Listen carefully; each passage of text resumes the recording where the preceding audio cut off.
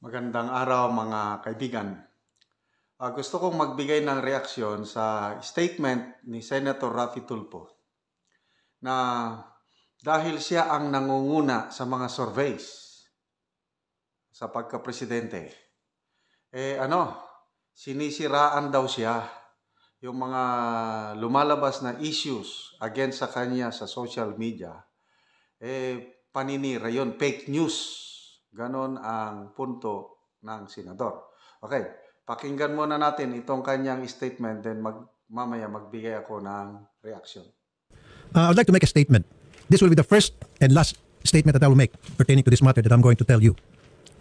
Una sa lahat, ako po ay nagpapasalamat sa tiwala na ipinapakita sa akin ng taong bayan. I'm very grateful from the bottom of my heart. Seriously, thank you so very much.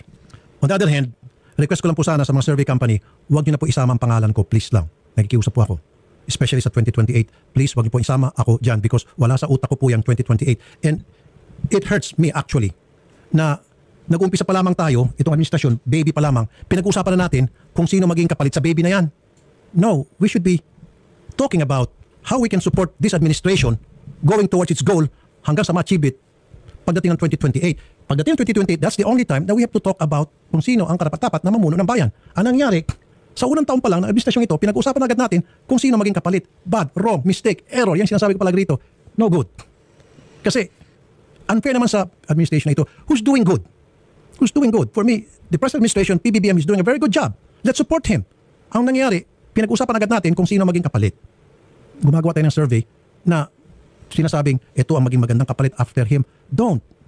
Let's support this administration. Kung ano yung mga pwede natin maitulong, lahat tayo magkaisa para sa ating bayan to. Okay? Now, number 2. Kung hindi kayo pwedeng pigilan, yun talaga ang trip niyo. Please lang, huwag niyo po akong isama. Maglagay na lang kayo ng mga ibang pangalan dyan. Please, huwag niyo po isama. Kasi pag sinasama niyo ako, dito ngayon nagkakaproblema. Nagkakagulang marami. Supporters ko, supporters ng iba dyan, nag-aaway-away.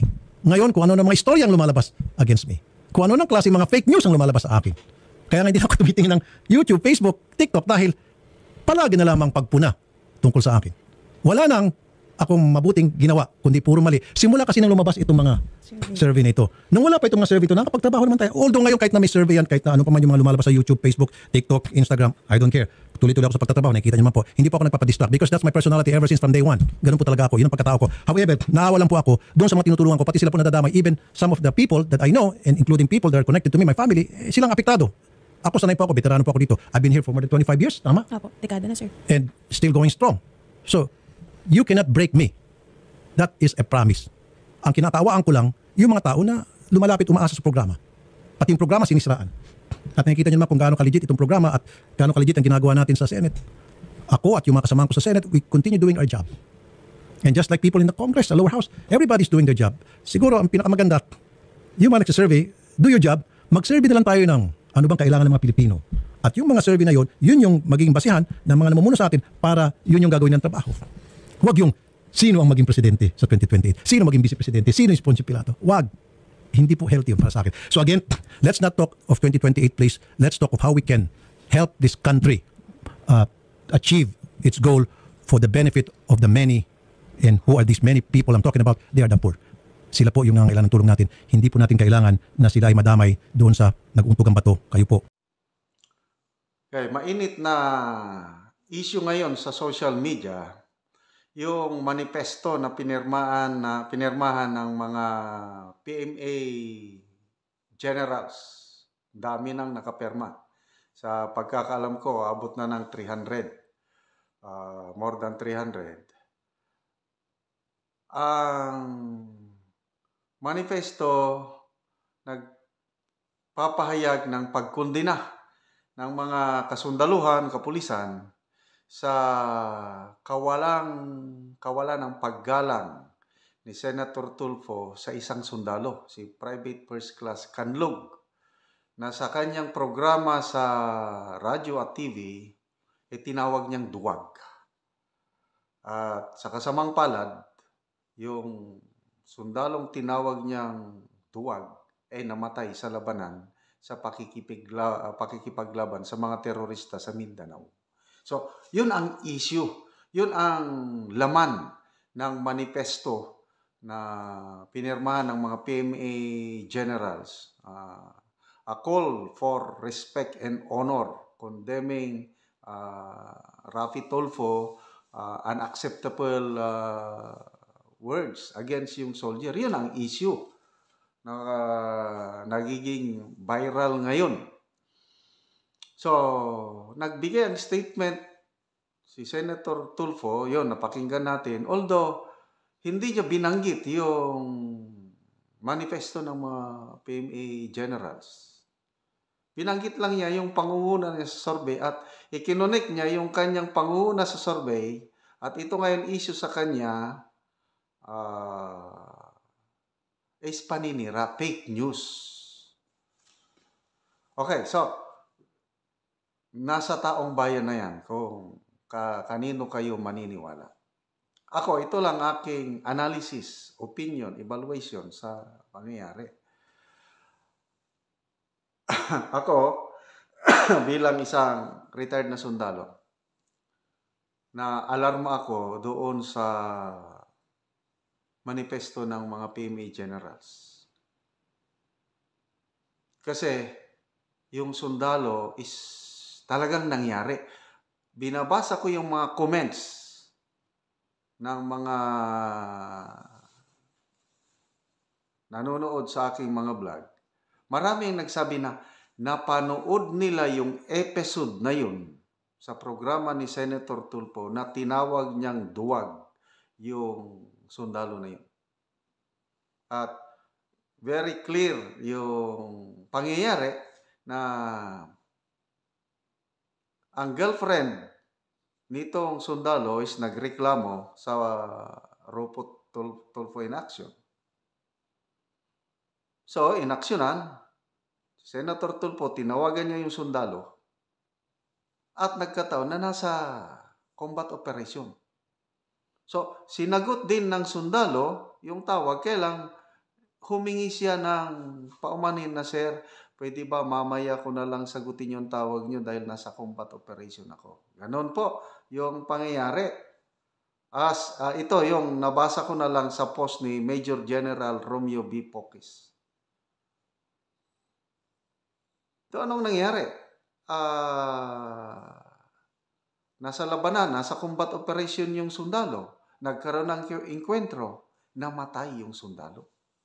He died as a hero, defending itong bansa natin para tayong mga sibilyan mabuhay ng tahimik. So yun ang sentimento ng mga sundalo at pulis. Kinukondena nila. So dapat yun ang sagutin punto by punto ni Senator Tulfo. Sasabihin sana niya na wala akong sinabing ganyan. Di wala.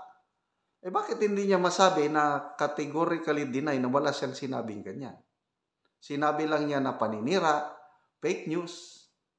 Well, depende na sa tao ba. Marami, ako hindi ko napanood yung segment na yun, episode. Kaya lang, marami ang nag-comments sa aking mga vlog na napanood nila, napakinggan nila. Ibig sabihin, totoo. Dapat pasinungalingan ni Senator Tulfo na hindi totoo yung akusasyon. Hindi yung fake news kaagad. Anyway, fake news man o hindi, bahala na ang taong bayan.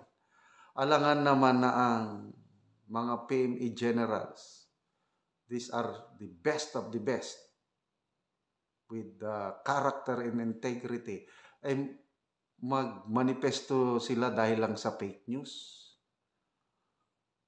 So, totoo, maraming natutulungan yung Rafi Tulfo in action. Kailang may mga nasasaktan din. At kabilang na dyan ang nasaktan mga sundalo at pulis. Kabilang na ako. Nasaktan ako doon. Yung tawagin mong duwag. Yung isang sundalo na nasa piligrong sitwasyon, then later on namatay siya. Masakit yun. So, yun ang issue. So, fake news. Sabi ng senador, sige. Bahala ang taong bayan kung alin ang paniwalaan. At yung pangunguna niya sa survey, sabi niya, wag na daw siyang isama sa mga survey. Yung pangalan niya, palagay ko, hindi yun ang issue. Ang issue dito is yung respeto sa mga men and women in uniform na sana, although aminado ako, nakikita ko may natutulungan, but sana sa susunod, yung mga ganyang sitwasyon, konting respeto naman. Huwag naman akusahan kaagad na duwag ang isang tao nang dahil lang kay hindi masagot o hindi maipaliwanag ang pangyayari, nasa delikadong sitwasyon. Bawal po yun na kaya tuloy, siguro apektado yung sundalo. I don't know kung ano man.